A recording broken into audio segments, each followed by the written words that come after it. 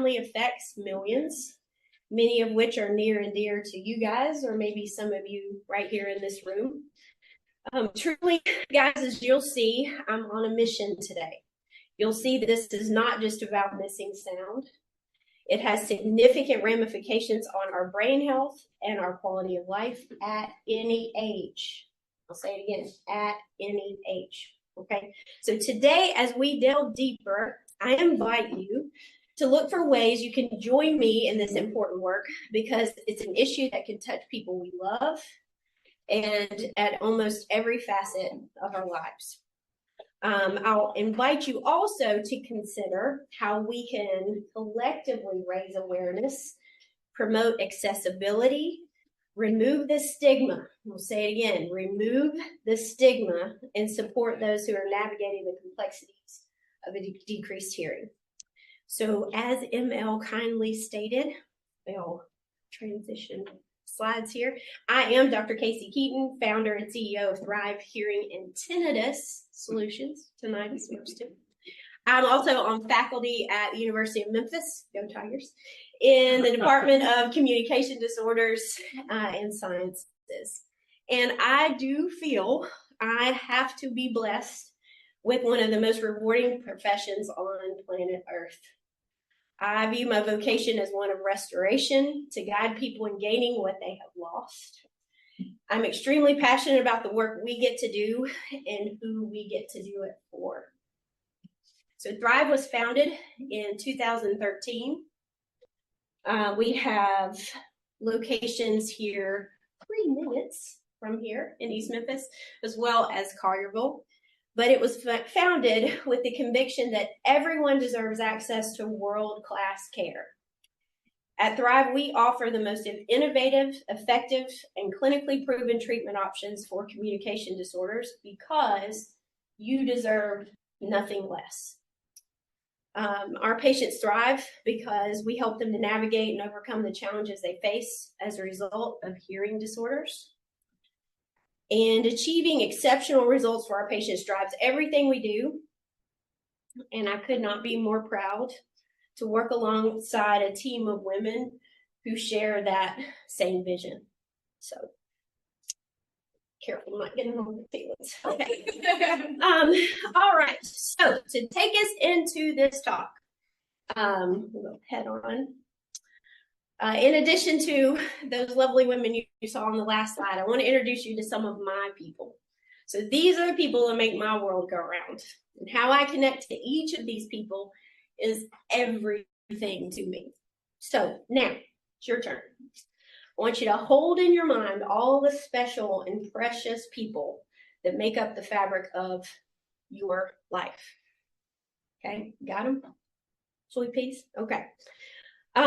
So these are the people that light you up, that make you cackle and laugh, that you can't wait to hug, see them smile, connect. Okay, now let's take them all to a noisy restaurant. Okay, so maybe it's one of their birthdays. Imagine yourself sitting there, surrounded by the conversation, being held by all those people that mean the most to you.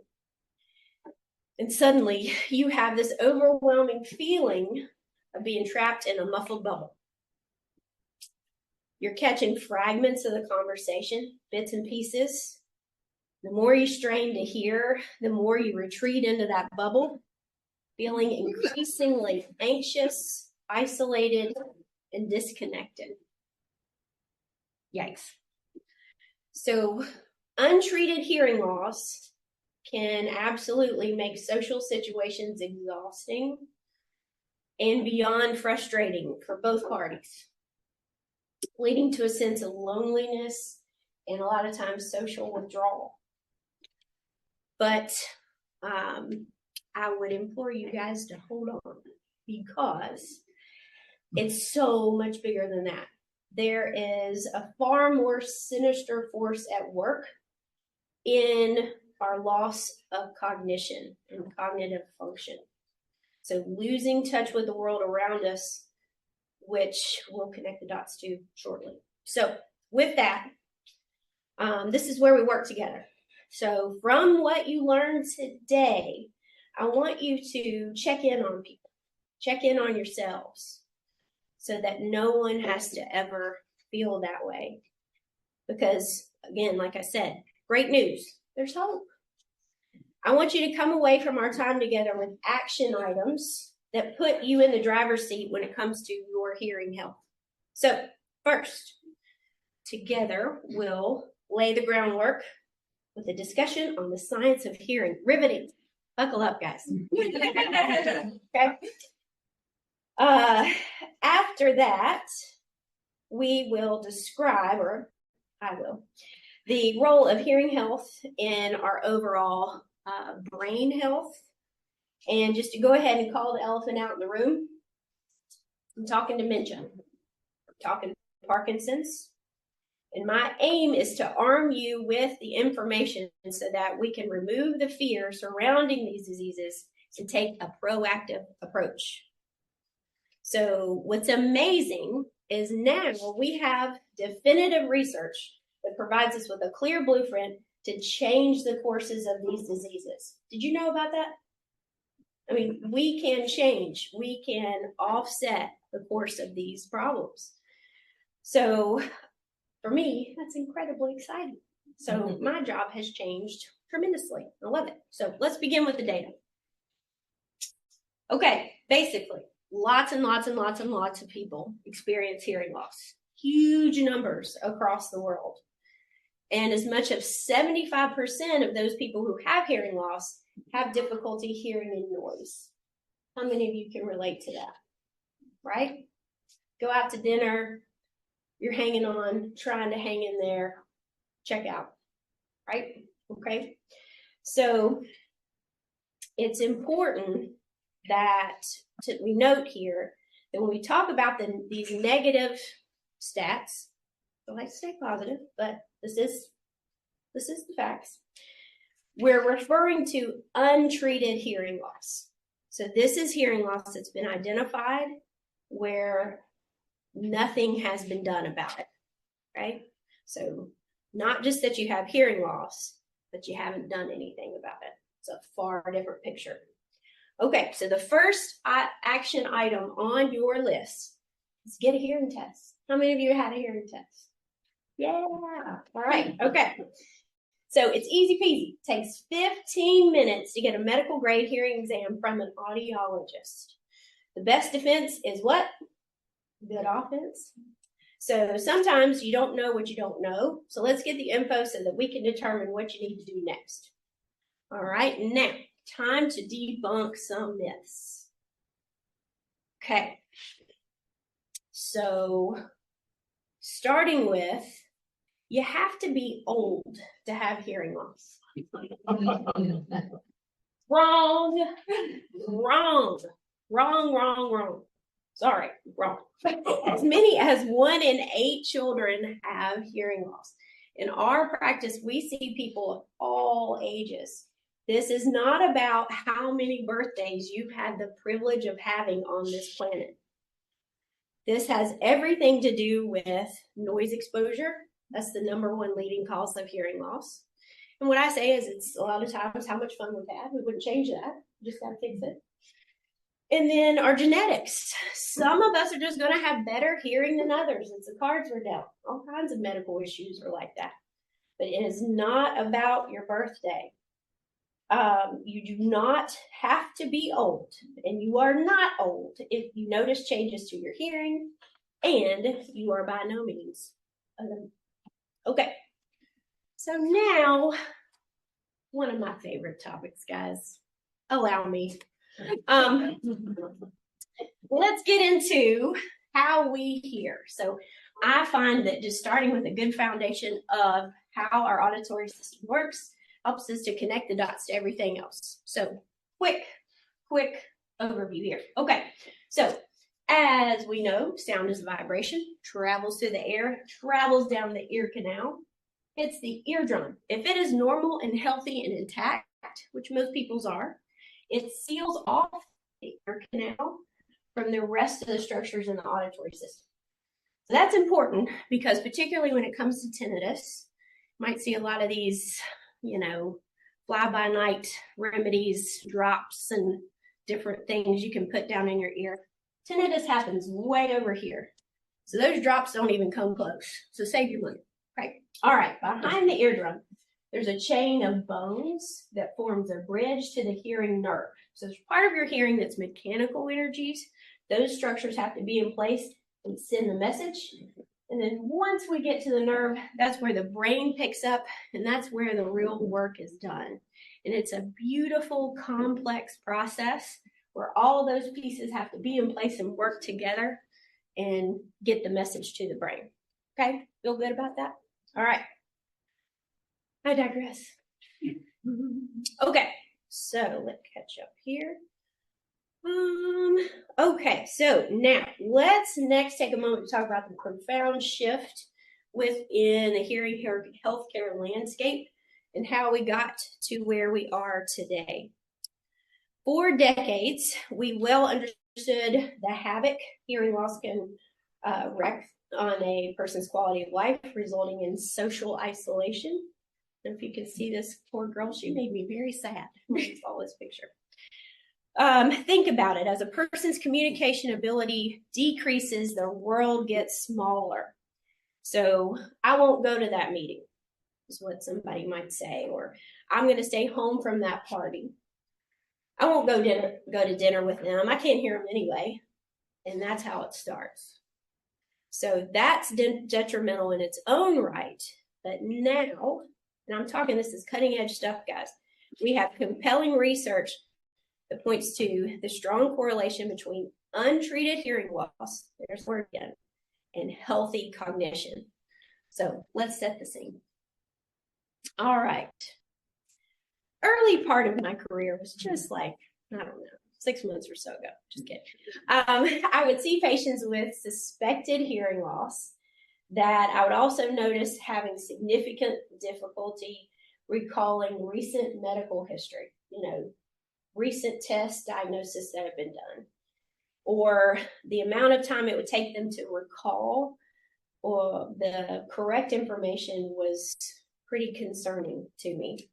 So they may also present with a flat affect, no smile, tough to break through that exterior, no cues to their personality. And I love to get to know people and how I can help them best. So that was always really challenging. And I would be left there wondering, just who's this person sitting in front of me? So there's also the challenge of separating how much I thought was decreased hearing and then what was decreased cognition. Where did one end and the other one begin? So at that time, with no way to measure cognition, I would move forward with the tools I had and the testing I had and hope for the best.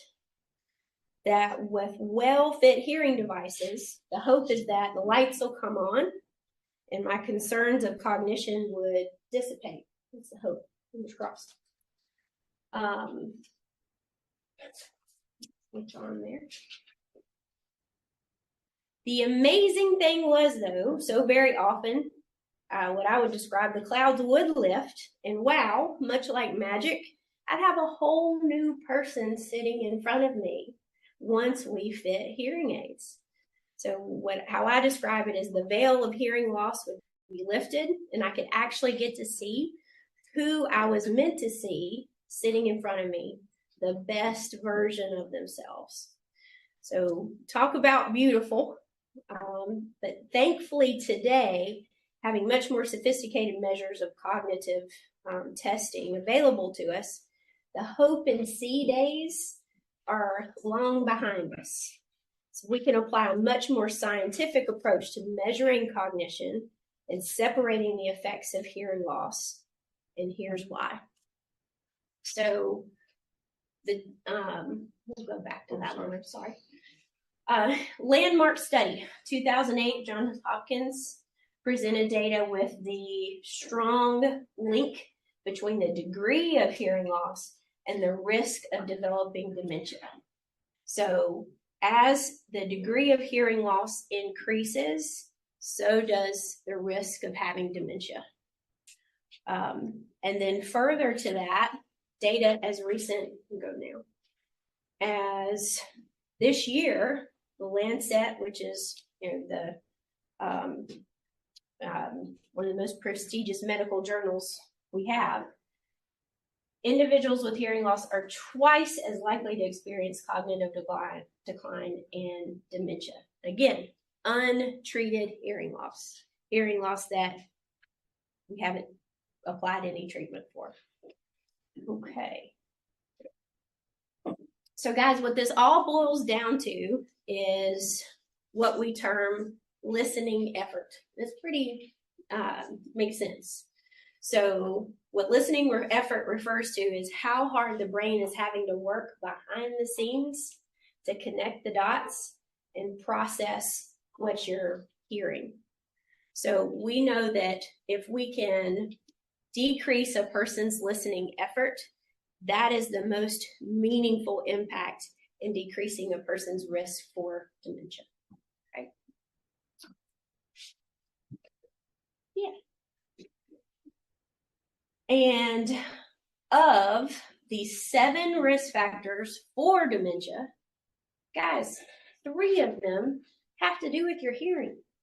And hearing loss itself is the number one thing you can do to offset your risk factors for having dementia. The number one thing you can do. To me, that's a no-brainer. Easy. Okay. All right, so the part of the presentation talking about elevating life.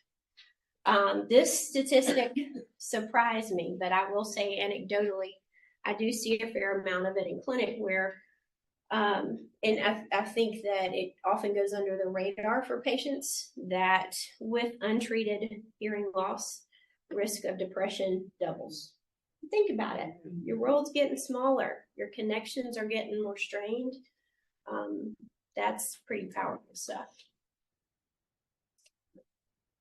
So back to our hope. Yeah, that's where we want to live. Okay. So let's see. I want to go back to our second action item because you got homework to do, guys, and I am a teacher. I want you to go to an audiologist that can not only test your hearing, but also provide a baseline of your cognitive function. So we now have testing, screening measures that it's kind of like a computer game. It takes about 5 minutes, and we get some pretty compelling information about different areas of cognition. And that's been critical and very helpful in how we take care of our patients going forward. So with the testing we have now available, we're seeing significant improvement once we fit hearing devices in patients' memory. I don't know about y'all, but I can use all the help I can get. So that's always helpful, but also processing time, executive function, more. It's been remarkable. I mean, sometimes astonishing the changes that we see in patients. And now we have a way to quantify it. Okay, so with that, as we wrap up, and going back to that message of hope, right here, this data from the Lancet in 2023 definitively says correcting hearing loss with hearing aids reduces cognitive decline by almost 50%. What? And then also 32% lower prevalence of dementia in those with moderate to severe, which those are the patients that are at highest risk. So that's incredible news. All right. Okay, so wrapping up here, I want you to start thinking about what does the best version of yourself look like? Because that's what we're after. We want you feeling confident in all your connections and conversations, nothing holding you back. Those relationships that are most meaningful to you, no barriers. that promotion at work, showing up in your profession at the highest level.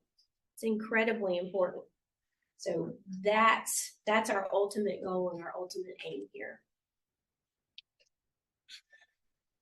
And then what I wanted to do is give you just a quick blueprint of what to do next, how to get this done. So wherever you go for treatment, making sure that they ask the right questions so that they can put together a personalized assessment of your hearing health and provide that medical grade hearing exam. I do find that you can get hearing tests lots of places, but unless that is accurate and a good representation of your auditory system, any treatment that's based on that, if that's not right, kind of cooked before we even begin. So incredibly important to get that right. And that should be this much of the equation, but I see some wacky things out there, guys. They should also inform you, spend time educating what treatment options are available to you and why you're a good candidate for some and maybe not others. So you know exactly what's right for you. Let's see. Also, at Thrive, our focus is on exceptional brain hearing. So not just about making things louder. And I do see that a lot with patients who have hearing devices that say, they're working fine, but they may have been dragged into my office by a very well-meaning, loving family member or friend. No, they're not. And so often to the patient, they put devices in and, oh my gosh, things are louder, I'm hearing more. But when it comes to understanding speech, that's the benchmark for success. And I find so often, wherever you go, they're not doing any testing with the devices in your ear. And that should be the benchmark. That should be the outcome measure as to whether that treatment is effective or not. And you'd be surprised how very rarely that's done.